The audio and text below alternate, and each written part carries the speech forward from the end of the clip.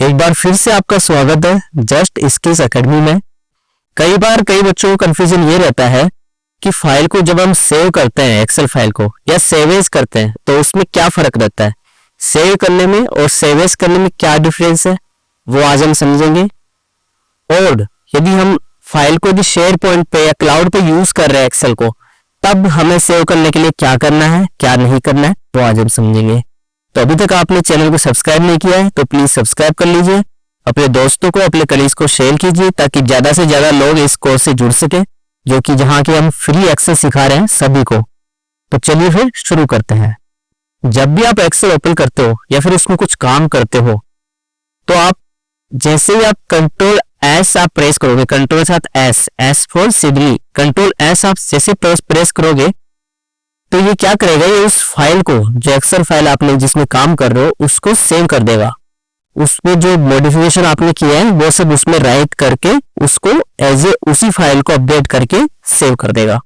अब save as कैसे different है इससे, माना कि आपको जो फाइल में आप काम कर रहे हो उसकी आपको एक कॉपी प्रिजर्व रखनी है और जो भी आप अपडेट कर रहे हो वो आप चाहते हो कि किसी नई फाइल में सेव हो।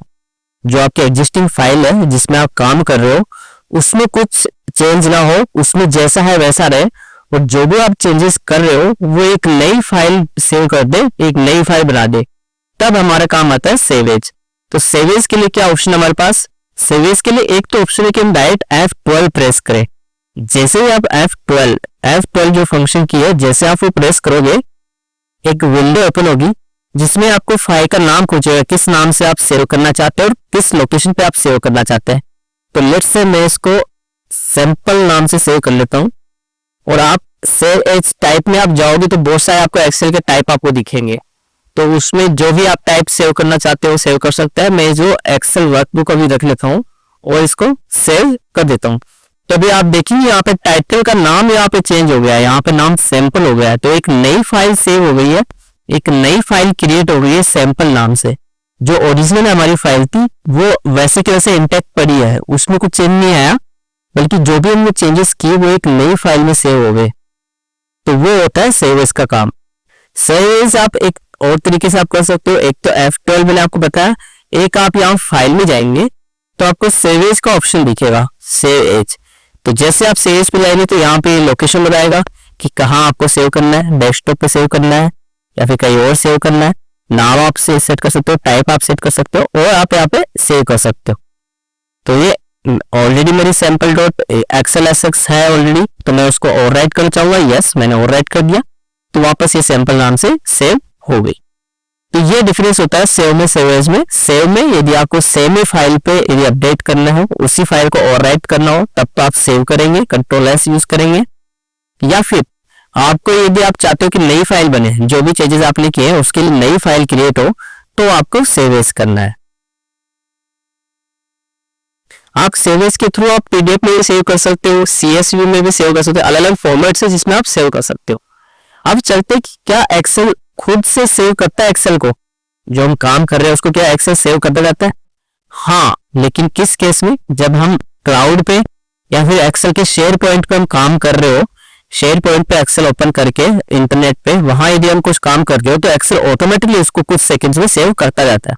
तो वहां आपको सेव करने की जरूरत नहीं होती, और वहां पे जो भी आप चेंजेस करते हो उसको एज ए वर्जन स्टोर कर दिया जाता है। जैसे आपने कुछ लिखा, अभी ये जो लिखा हुआ ये है, अभी मैं ABCD कुछ भी लिख देता हूँ, तो अब जैसे मैंने ये लिखा और इसको यदि एक्सेल सेव कराएगा तो उसको एज ए डिफरेंट वर्जन वो वहां पे शेयर पॉइंट पे रखेगा। तो जब भी आपको रिकवर करना हो पर्टिकुलर वर्जन, तो आप वर्जन हिस्ट्री में जाके वहां से पर्टिकुलर वर्जन भी आप रिकवर कर सकते हो। और जब हम सेव एज करते हैं तो हम कौन कौन से फाइल टाइप हम सेव कर सकते हैं, आपने एक लिस्ट देखी होगी, मैं दिखा देता हूँ वापस।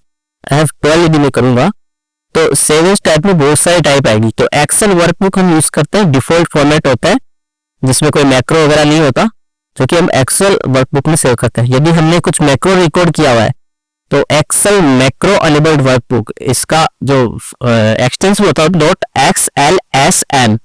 XLSM, और एक्सेल का वर्कबुक का होता है XLSX।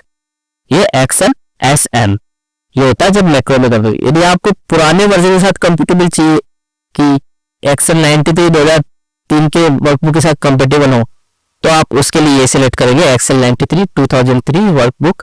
इसका एक्सटेंशन होगा .xls ओनली, एक्स नहीं आएगा लास्ट में, .xls ओनली। आप पीडीएफ पे भी सेव कर सकते हैं, सेव एज पीडीएफ यदि आप करना चाहें, यहाँ पीडीएफ का ऑप्शन आपको मिल जाएगा, आप सेव एज पीडीएफ भी कर सकते हैं, सेव एज सीएसवी भी कर सकते हैं, सीएसवी कोवर डिलिमिटेड। इसमें क्या होता है, इसको एज ए टेक्स्ट सेव करता है फाइल को, आपके कोमा सेपरेट करता है और एज ए टेक्स्ट आपके फाइल को सेव करते हैं। तो ये आपके पास ऑप्शन रहते हैं, और भी बहुत सारे ऑप्शन है जो सेव करते हैं हम, तब सेव करने के तरीके होते ही हैं। तो यही था आज के लिए। आई होप आपने कुछ समझा होगा ये सेव में सेवेज में क्या डिफरेंस होता है। आपको वीडियो अच्छा लगा हो तो प्लीज लाइक करें, चैनल को सब्सक्राइब करें। आज के लिए इतना ही, धन्यवाद।